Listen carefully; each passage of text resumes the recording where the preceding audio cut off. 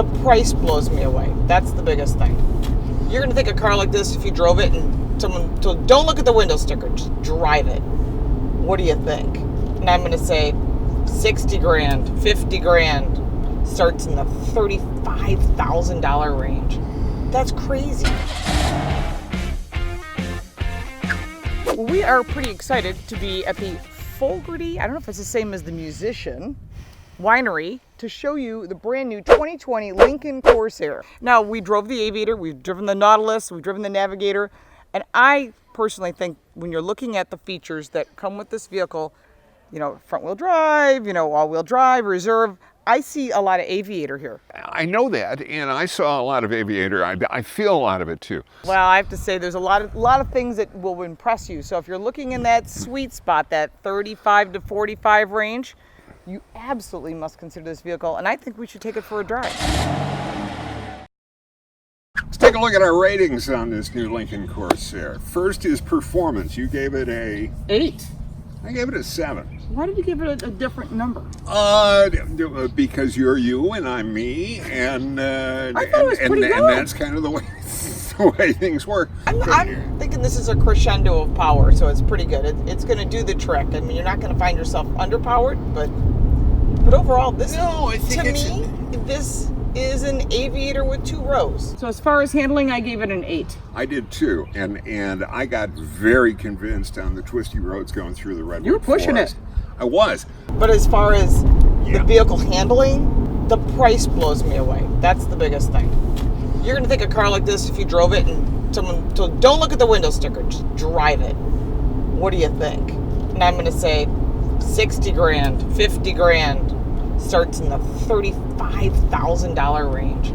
That's crazy. As for safety, I gave it a 10 because I can't think of anything that it didn't have. I gave it a 9 because some of the things you have to buy up into the higher levels. I don't mind that you got to pay a little bit more. That's up to you. That's right. Whatever level you know, if you decide right. that, you know. But Co-Pilot360 is standard, and that's important. Yeah. It has the Co-Pilot360, which is the whole suite of safety things. I mean, and it does, we can feel the lane centering. Actually, I've been going through some of the corners here intentionally, kind of crossing over the line and watching it like push me back. Maybe my rating for visibility was higher than yours. I gave it a 9, you gave it an 8. Right, and maybe because you're taller, but for me it was the headrest possibly getting in the way. And of course it's a slope back, so there's less glass in back. So for seating comfort, I gave it a 10. I gave it a 9. What else could there be? Massaging seats, 24 different adjustments. I mean, it's got everything. What is it? You didn't have a personal massage therapist? Yes. I like that. I am loving the way that this seat is caressing my buns. 24-way seats, and you know what I'm going to say. 2 thumbs up. I think you agree with that. Yeah. 24-way seats, 6 different massage settings of multiple different intensities. Damn, if you can't find a comfortable place to sit in this car, you shouldn't even be sitting in a car. Shut up. Yeah, really. Just shut up. You said that. For technology, we both gave it a 9. 9. Number 9. Number 9. I thought it deserved it. Lots of great technology, easy to use. I wish it had a slightly bigger screen, but that's not necessary, but it earned a 9. I like the center area here. I think it's nice, it's clean, it's modern. They did a nice job. I still not 100% on the transmission being buttons. You know, it's not intuitive. I mean, you can figure it out if you live with it. And we should point out too that on the head-up display, I could wear polarized sunglasses. I can see. And the images are still there. They don't get wiped out. 12.3 inches on this one, and the Aviator was a bit bigger. I don't remember what the exact number was. So for features, we both gave it a 9. I thought it had a lot of great features. When you're looking in this price point, that under $45,000 range, this thing has more than you could possibly imagine compared to the competitors. Yeah, it does. They're going to take a lot of the market once people get butts in seats. That's the key. The second row has some surprising features. Besides 2-stage heated seats, the seat moves forward and back by 6 inches. Whoop! And reclines. So that's cool. It's good for child safety seats, plenty of room. Cup holders in the door. Comfort-wise is excellent. You can get 3 people back here, and of course, there is your standard cup holder, which I still think is kind of cheesy, but hey, you know, it's not like it has to be super expensive. The only thing I asked, and the same thing we found on the Edge and some of the other vehicles is whoever designed this armrest should be just about 90 degrees, so when you're sitting here you can place your arm here. For some reason it dips down, which only concerns me as something that's going to slide off. But other than that, the back seat's great. Netting, outlets galore. I mean, 2 USBs and a regular power outlet.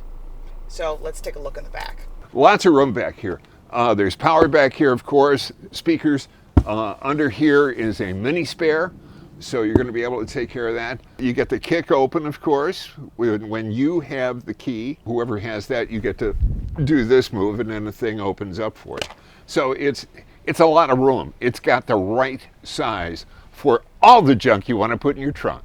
All right, let's look at design. We both gave it a 9. This is a David Woodhouse development project, so the results, again, matching that rest of the vehicles that belong in Lincoln. This thing sort of wraps up the SUV package. All right, next is quality. We both gave it a 9. It is a 9 to me. You know, the quality's great. I The took a build look at the quality's- car and everything is in there. The only thing that I didn't see that I wish I would have What? was the same interior that I saw in the Aviator. Oh, the crosshatch and that Love blew you that. away. I Love know, but that. this is still pretty nice. Love that. All right, value, we both gave it a 9. I think you're getting a lot for your money. A lot for your money. $35,000, you might be thinking Subaru or something like that. It's not 35,000. Well, 37 it starts. It's- The base with a 2-liter engine, still a lot for your money. So I think the biggest thing is no matter what you choose, of all the competitors which we listed down below, and all the specs we may or may not have talked about, is insurance costs. True. Because that could break the bank, because everyone's got different insurance rates based on a lot of things, your credit rating and your driving and so forth. How well you know Flo. Well, yeah, but if you start looking at that, it could be the difference, you know, $50 or not, makes a huge difference, and especially when you add that into your monthly payment. Check out all the other vehicles we've driven. They're here, and also the social media down below. And we do comment. We have answers. We engage. We engage. We communicate with you. I had some fashion Luddite get on my case because of my red pants. Well, today you're wearing yellow, so if you got any concerns about Paul's yellow, make sure to put that down below.